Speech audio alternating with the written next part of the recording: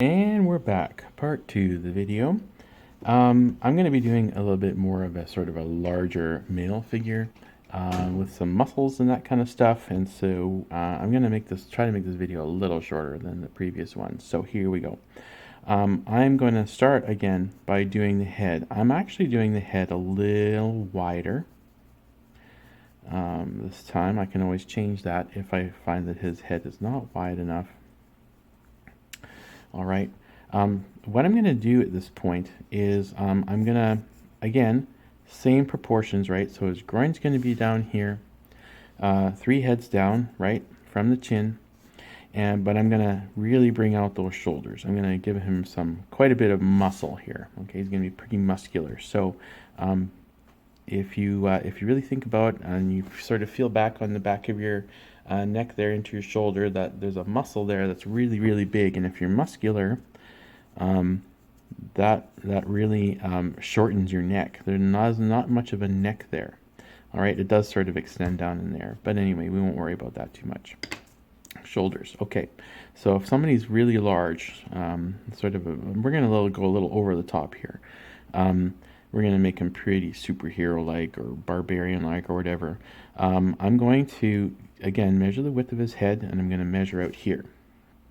Okay, so according to that measurement, his shoulder is about right there. What I'm going to do, though, is I'm going to push that out. Notice how I don't push it like crazy out, just a little bit, because everything that you add on this side is going to be added on this side. And so that is, that's something that you need to think about when you are doing this type of figure. Okay, so big shoulders. I'm going to make his joints pretty big. All right. Okay. So from there, what we're going to do is we're going to do the same thing that we did with the female body. We're going to come straight down from that joint. This time, however, what we're going to do is we're going to curve this and tilt it in, and we're going to come in fairly narrow into his hips. Okay. So we got a pretty big chest here, and we've got a narrower waist, okay? And so I'm gonna mark in those hips as well. All right.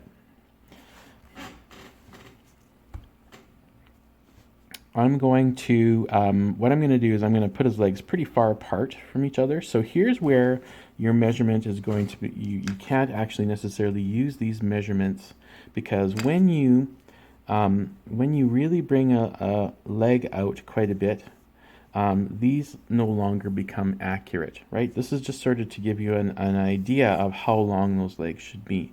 But what we really want to do is we really want to measure 4 heads down from that hip, okay? So it is useful, because what we can do is we can measure that, take that measurement of the 4 heads, and we go over here, go to the joint, and we measure down where that ankle is. All right, so his legs are going to be quite wide apart. All right, so sketch that in. Okay, sorry, I'm getting ahead of myself here. Decide where that knee is, and I'm just eyeing where that knee is. And see if that's accurate. Yep, that's pretty accurate right there.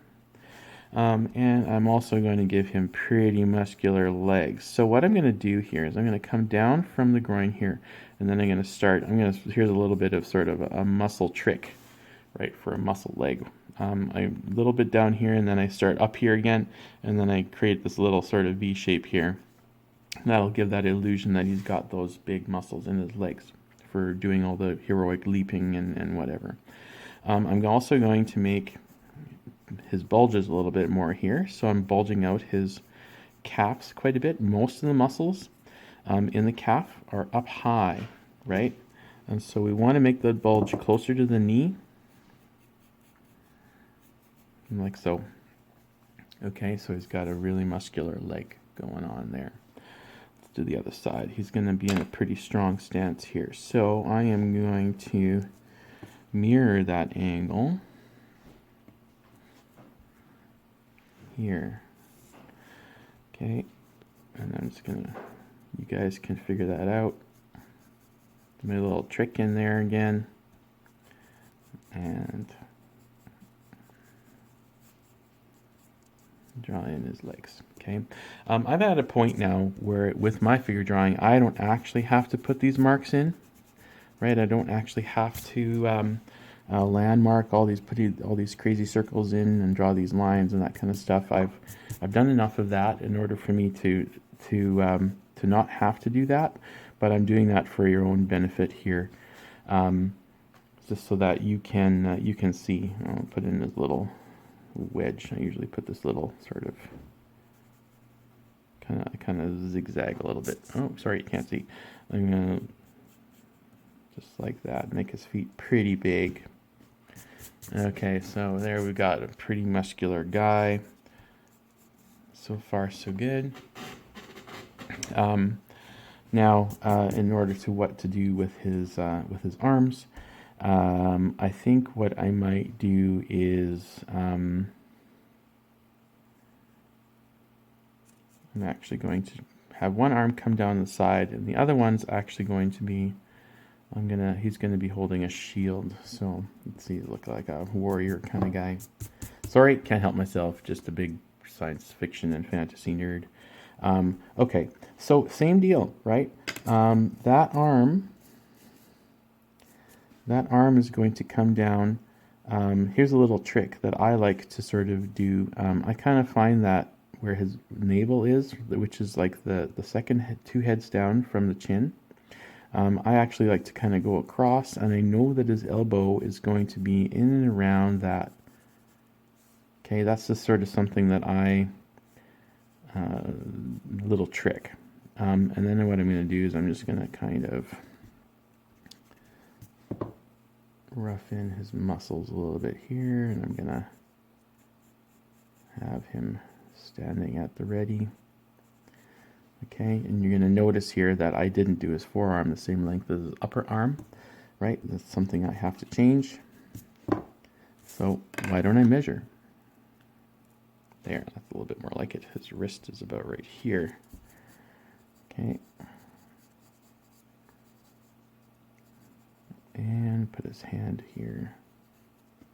It's like he's holding something. All right. Okay, so what I'm going to do is I'm going to do, here's a little preview in something called foreshortening. I'm just going to get his upper arm going here and decide where his elbow is. Okay. Now he's going to be holding a shield. So usually you hold your shield off, like, in front of you like that protectively. I am going to just, yeah, that looks about right. Sorry, I'm getting ahead of myself here. I'm trying to make this video a little shorter. Yeah, so his wrist is about right here. So notice how I'm using all those proportions. I'm using all my measurements to get the figures that I need, the pose that I want, right? And so there he's got a shield. And I'm just going to put a ghost image of a shield in here just so that you can see what I'm getting at. And I can put I'll just put a little ghost image of a sword in here. He's a big guy, so probably can use a big, large sword. Okay. And so that's the basics of doing a more of a muscular kind of warrior type of guy. What I like to do, just a little thing, is I like to emphasize his muscles, right? He's got pectoral muscles, and this is, I could spend hours and hours explaining to you muscles. But what I'm going to encourage you to do is to look at an anatomical, look at anatomy, look at where those muscles are, and try to learn what they look like. And don't worry, he's not naked. I'm just going to give him a little warriors thing here. Just add on. Notice that I can add my equipment and things later, right? I get my figure done, and I leave it at that. Okay, so that is a heroic guy. I'm going to do a thinner person here, like a little fairy or something like that. Okay, next video. See you then.